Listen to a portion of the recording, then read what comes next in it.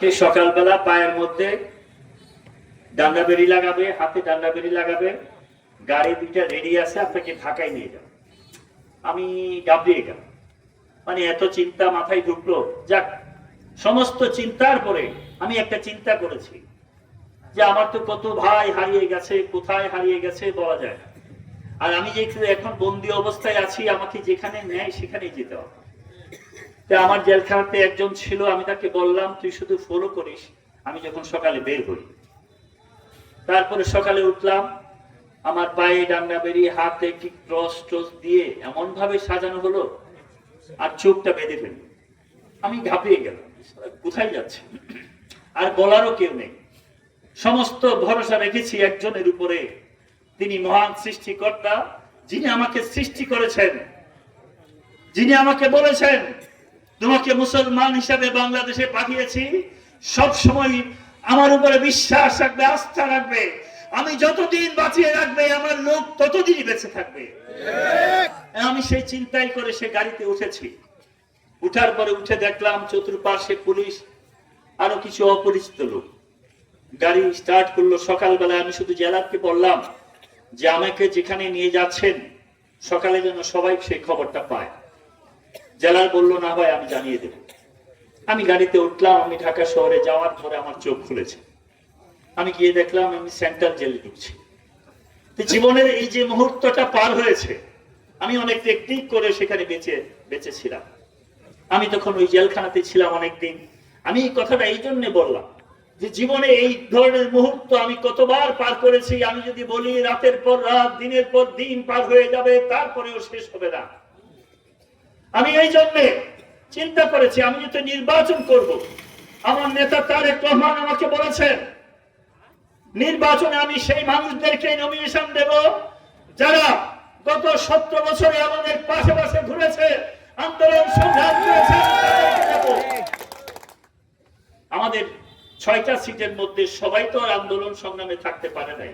অনেকে বয়সের কারণে থাকে নাই, অনেকে স্কোপ সেটা হয় নাই, অনেকের অনেক দায়িত্ব ছিল। আমি কিশোরগঞ্জের বেলায় মনে করেছি উনি যা বলেছেন তারেক রহমান সাহেব সেটা অক্ষরে অক্ষরে পালন করবেন। এই জন্য আমি প্রত্যাশিত এবং আমি আশা করি যে নির্বাচন ঘোষিত হচ্ছে সেই নির্বাচনে উনি আমাকে নমিনেশন দেবেন। আমি আপনাদের ভালোবাসা চাই। আমি আমার জীবনে অনেক নির্বাচন নিয়ে আমি কখনো ব্যস্ত থাকি নাই। আমি শুধু ব্যস্ত থেকেছি একটা নির্বাচনী জীবনে করব, সেটা হবে সংসদ নির্বাচন। আমি কি আর কোন নির্বাচনে এসেছি আপনাদের কাছে? আমি শুধু গুরুরাজ বিশ্ববিদ্যালয় কলেজে বিপি নির্বাচন করেছিলাম। সেই সময় আমি আমাদের সোহেলের বাড়িতে এসে দুপুরে খাইতেছিলাম। তারপরে এই রাস্তা দিয়ে সাইকেল দিয়ে ঘুরতে ঘুরতে সামনে কার বাড়িতে, সালাম ভাইয়ের বাড়িতে গেলাম।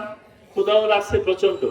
ভদ্রলোক আমাকে বলল ভাত তো রান্না বান্না করতে হবে, এখন শুধু ঠান্ডা ভাত আছে। পরে ভাবলাম ক্ষুধার রাজ্যে পৃথিবী গদ্যময়, একটা কিছু খাইয়ে নি। পরে ওখানে বসেই খেয়ে ফেললাম। সেভাবে খাইতে খাইতে আমি ঘুরেছি সমস্ত গ্রামকে গ্রাম ঘুরে ঘুরে গুরুদাল বিশ্ববিদ্যালয় কলেজে, যেই কলেজে ঢুকলেই স্লোগান উঠতো জয় বাংলা, জয় বঙ্গবন্ধু। আমিও ক্লাস থেকে বের হয়ে অনেক স্লোগানের সময় তাল মিলিয়েছি। কি করব, ঢুকার পরেই দেখি ওদেরই আওয়াজ।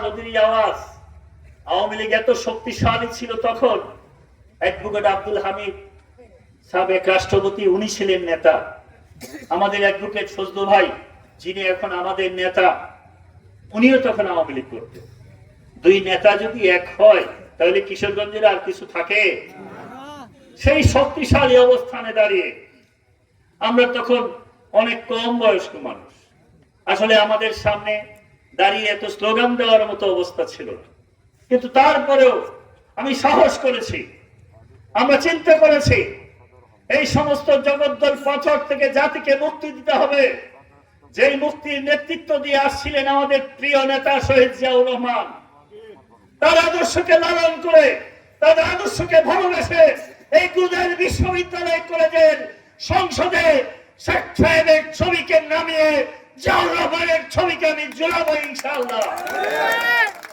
আমি সেই দিন সেই কঠিন কাজটাকে সামনে রেখে আমি দুয়ারে দুয়ারে ঘুরে ঘুরে আমি বিপ্লব করে প্রথম গুরুদায়ল কলেজের বিশ্ববিদ্যালয় কলেজের ভিপি আমি নির্বাচিত হই।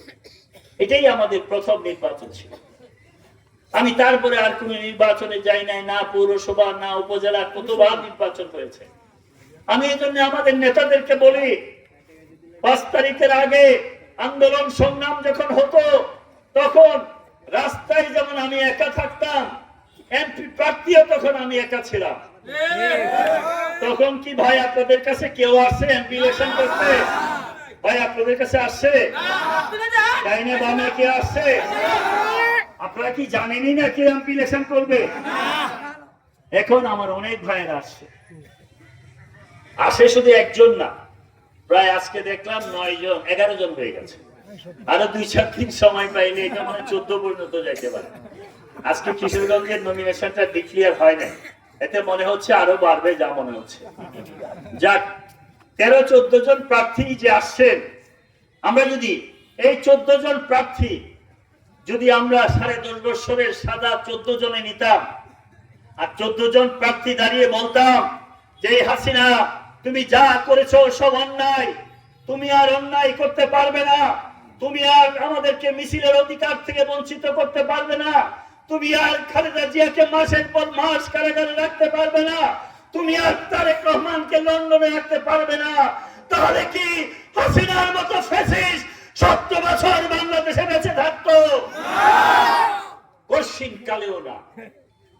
আমরা তখন আমাদের নেতৃত্ব, আমাদের নেতারা তখন সাহস করে দেয়, বলেছে আচ্ছা দেখি সামনে নামবো, আজকে পারি নাই আগামীকালকে নামবো।